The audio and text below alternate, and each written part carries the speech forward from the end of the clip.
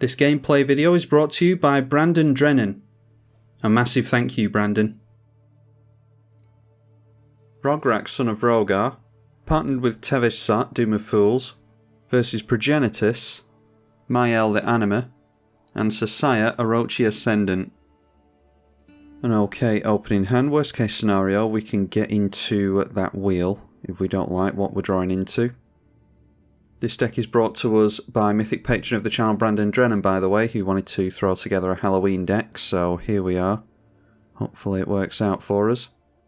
Big turn 1 plays by the Mael player, going for a Sol Ring straight into Swiftfoot Boots. We draw into a swamp, so we'll get that down, play the Expedition map and pass. And then it's a Horizon Spell Bomb for the green player. Yavimaya comes in for the Mael player, so we all have Forest now. And I must have missed that. Mox Tantalite has been suspended by the 5 colour player, so that will come down as a Moxen in a few turns. Then throwing down a Dimir Signet for some ramp and fixing. Another land for us, so we'll just throw that down and hold up the Expedition map.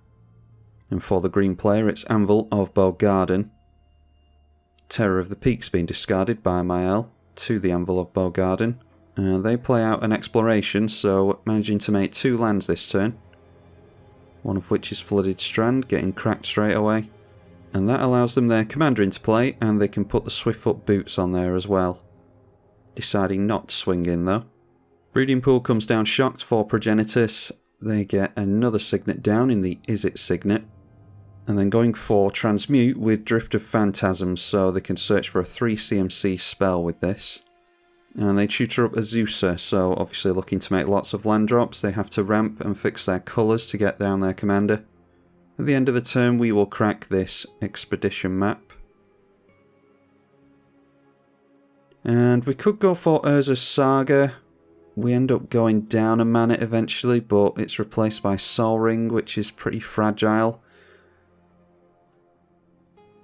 I think seeing as how we've got a few swamps already, we could go Cabal Coffers. And then hopefully we can go Urborg later on.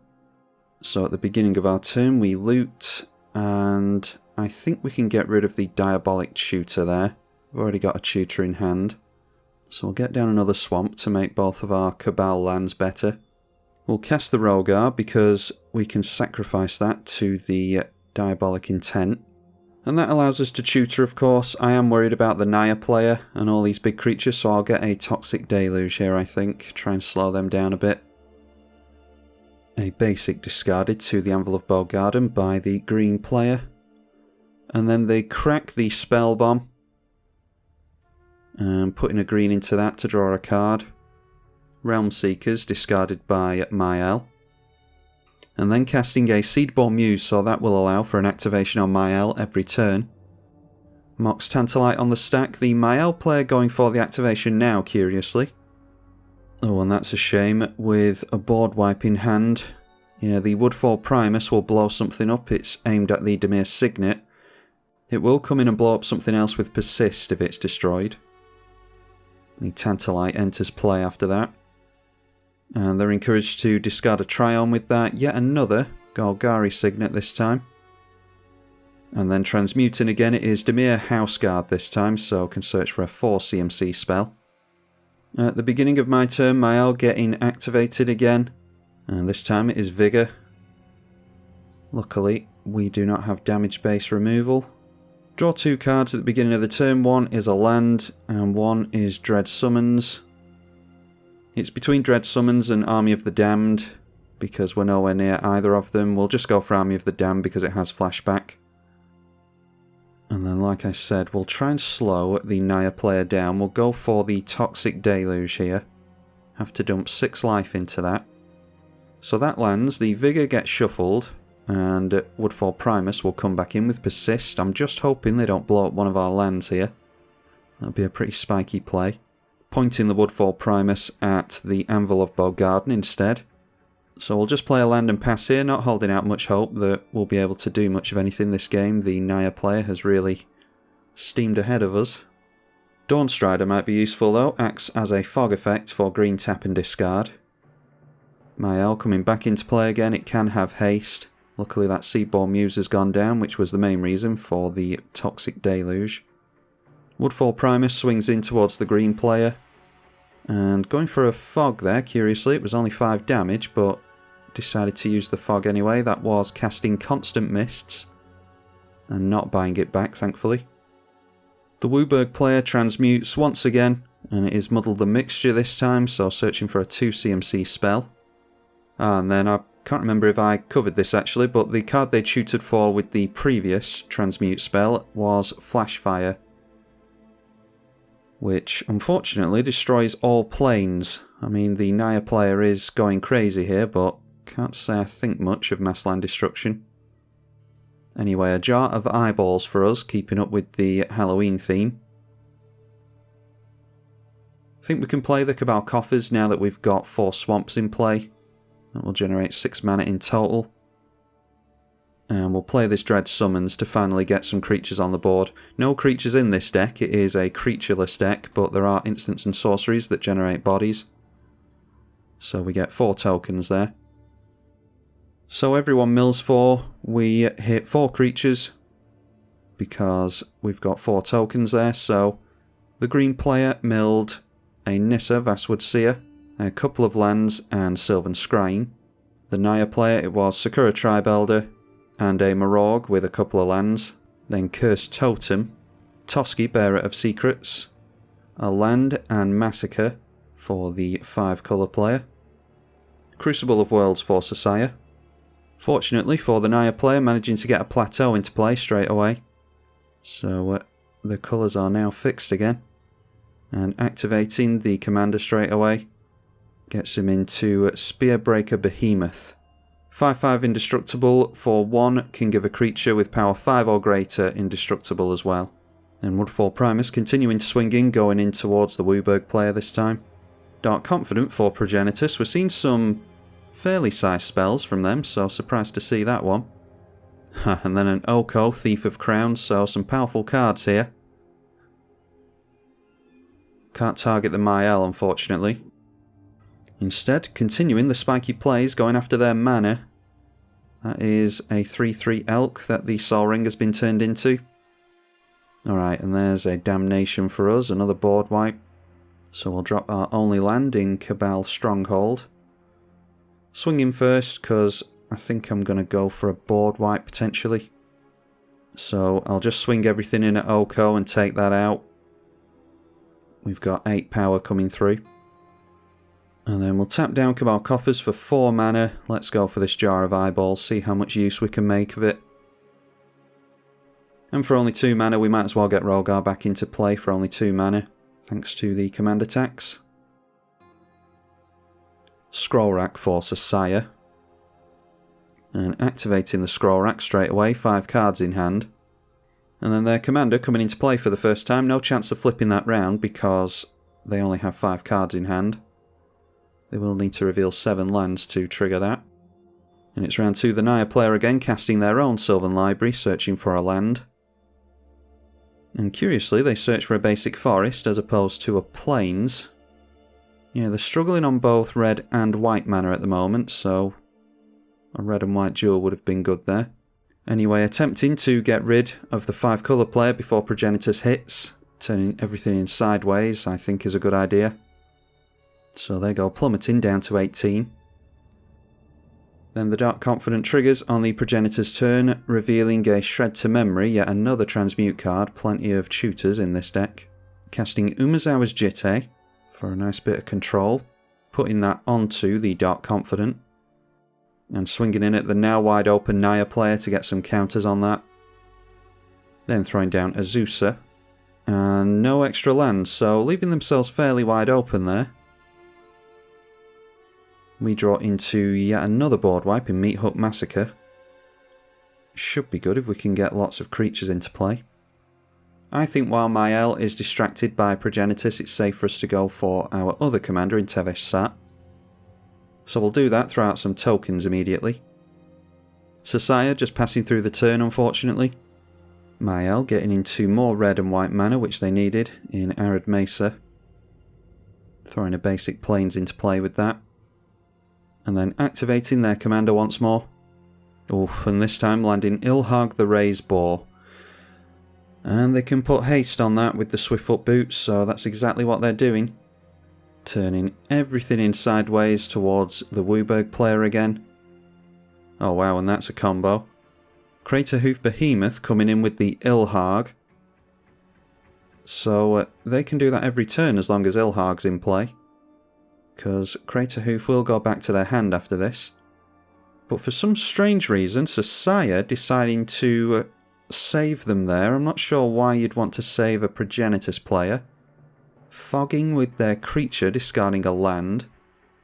Definitely would have taken them out there. Anyway, they activate Scroll Rack. No damage is dealt there, and Ilhag will put the Craterhoof back into hand. So we need to worry about that every single turn now. Luckily, they do seem very much distracted by the Progenitus. Just a Snow Swamp revealed by the Cabal Coffers this time. And then casting a Tutor, yet another one. Playing our Oracle of Muldiah, and they do have another land on top, playing a basic island and a hinterland harbour. And you guessed it, transmuting, so another Tutor can get a 2 CMC spell. Pithing Needle, now the card on top after the shuffle. We can see that thanks to the Oracle of Muldiah, of course. That could switch off our Planeswalker. But the back and forth continues. The Dark Confident continuing to put counters on the Jitte, going in at the wide open Naya player. And it's yet another board wipe for us, a Plague win this time.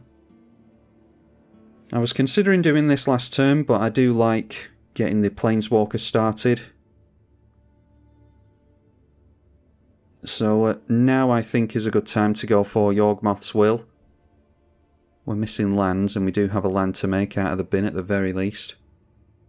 So we'll play the Swamp straight away. Held off on the Cabal Coffers, because it will see more swamps this way.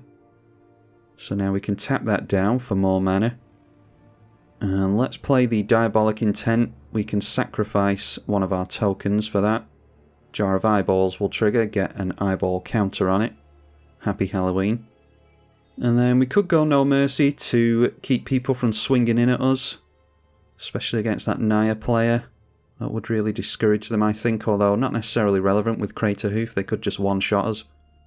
Crawl Space is another one to dissuade people from swinging in at us. We've got plenty of board wipes though, and like I said, we can be one-shot. I think it's just best going for more mana, so we'll grab the extra planar lens, I think.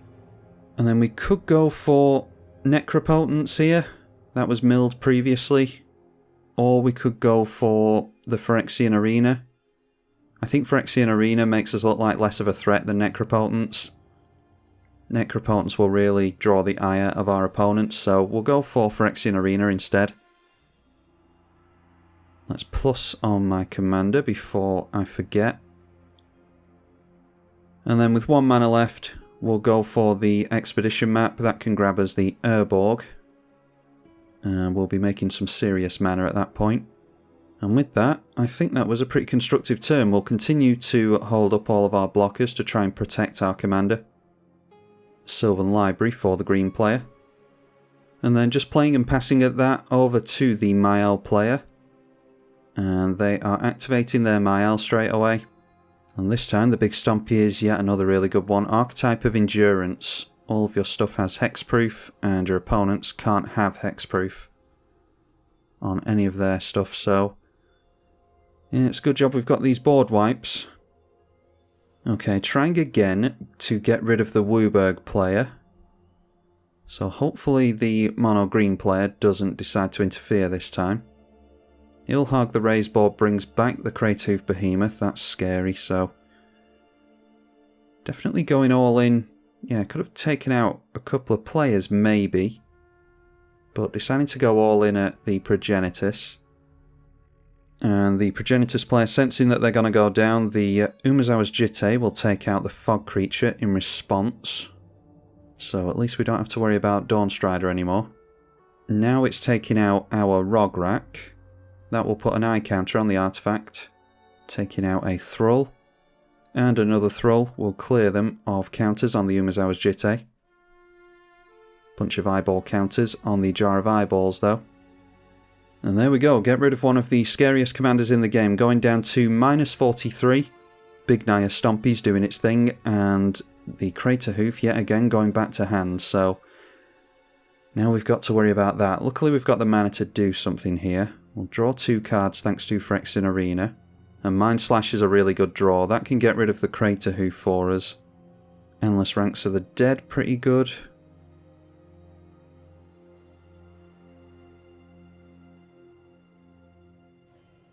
So first off, we'll go for the extra planar lens. That can get rid of a tap land, makes our swamps tap for 2. And then we'll crack this expedition map, go for the Urborg. There's no Urborg in here? Oh. You know, I didn't actually look before, I just assumed that with Cabal Coffers you have Urborg. There's actually no reason not to run Urborg, so... Well, alright, we'll just have to go for a basic swamp then. Makes our Cabal Stronghold better, as well as the Cabal Coffers of course, and taps for 2 mana. So we'll play the swamp, and before we do anything else, turn everything in sideways towards the Naya player. I think I'm going to wipe the board here. Our opponent goes down to 16, tap down the Cabal lands for a bunch of mana. And we'll drop the Mind Slash, try and deal with this Crater Hoof. Sacrifice a tapped zombie and point that at the Naya player. We know that the only card in their hand is Crater Hoof, so make them discard that. And then Mind Slash on this mono green player. They've got a couple of lands, a Basilisk Collar, Ramunap, and Rude Awakening is a scary one with so many lands, so I think that is definitely the one for them to discard here. So with that, I think it's fine to go for the Damnation, try and deal with that crazy Naya board. They had 1 basic untapped, so making one of their big creatures indestructible. They keep the hexproof stuff. Ilhog the Raisebow will go 3rd from the top in their library. See a bunch of eyeball counters. And now with that we can finally plus on Ilhog. They don't have any trample over there, thankfully. And we can now pass over to the green player. They draw 2 additional cards with that Sylvan Library, so going down to 19. Then it's a scroll rack, they can swap up to 7 cards around if they want. Oh, and a planar bridge, that's pretty scary, so search for a permanent, put it into play. And then with the last of their mana, it is Elvish Reclaimer. Yep, so we've got 2 big green decks to worry about here. Over to Mael again, that is Arcane Signet. And then recasting Mael. Can't afford to put hexproof on that, but I think we might go to wipe the board while they're tapped out anyway. Deciding not to swing in because they can't deal damage to Tevesh Sat anyway. So at the beginning of our turn, draw an additional card with Phyrexian Arena, we get more fast mana. And there's a Scheming Symmetry, might be a bit risky for my liking with this kind of advantage that we've got. So we'll drop down the fast mana straight away. And we'll tap down a swamp for 2 mana. Let's have a look at the green player's hand again. Sacrifice a Thrall to do that. And Mind Slash reveals a Thaumatic Compass this time, as well as an Omnath and a Hurricane. Yeah, Hurricane with double mana is pretty scary because it does deal the damage to players. Although we are at the highest life total here, but I'll get rid of Hurricane anyway. I think Thaumatic Compass is one to worry about too. So we'll point the Mind Slash at them again and get rid of that Thaumatic Compass. Then with the Mana Crypt, I'll tap the Cabal Coffers down for mana.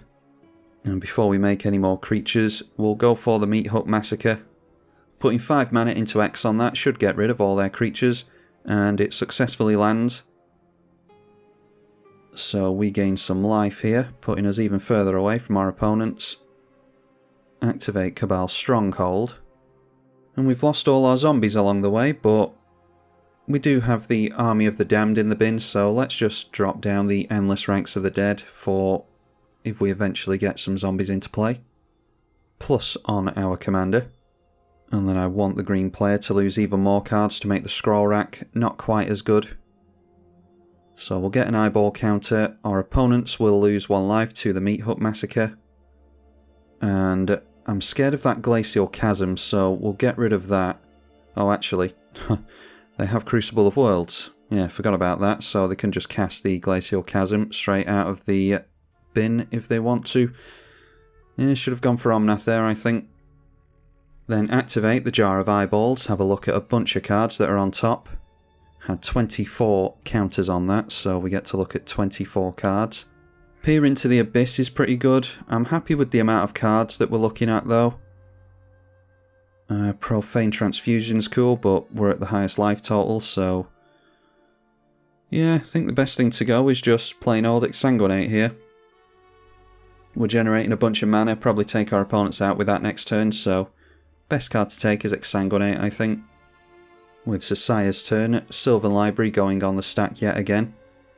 And not taking any hits to that. Passing the turn over yet again, been playing very passively, although we've got that planar bridge, so doing it at the end of our turn might make sense for them. Mael coming into play once more. They have 1 mana to put the Swiftfoot Boots on there. Can't activate Mael, unfortunately for them. And then deciding to throw their commander in towards our Tevesh Sat. We have a chump blocker for that, which I did account for, because we might want to go for the minus on Tevesh Sat, but I don't think we need to. So the Thrall dies, each of our opponents loses a life. And then it's around to our turn again. No zombies, like I said. Potentially losing 3 life to the Crypt, and losing a life and drawing to the Phyrexian Arena. Alright, we draw into another land, so that actually makes a difference. We weren't quite going to get the Sasaya player with this Exsanguinate, but I think that extra swamp will make all the difference here. So we'll tap out into the Exsanguinate, dump all of our mana into that. X is 19, this should be enough to clear our opponents out of the way. And there we go, getting out a win with Brandon's Halloween deck.